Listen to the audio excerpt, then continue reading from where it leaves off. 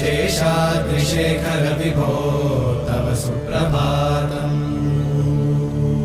पद्मेशमित्रशतपत्रगतारिवर्गाः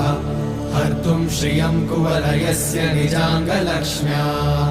भेरी निनादमिव बिभ्रतितीव्रनादम्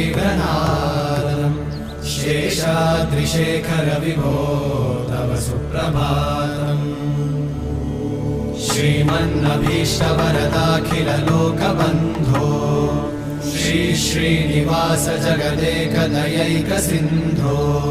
श्रीदेवतागृहभुजान्तर दिव्यमूर्ते श्रीवेङ्कटाचलपते तव सुप्रभातम्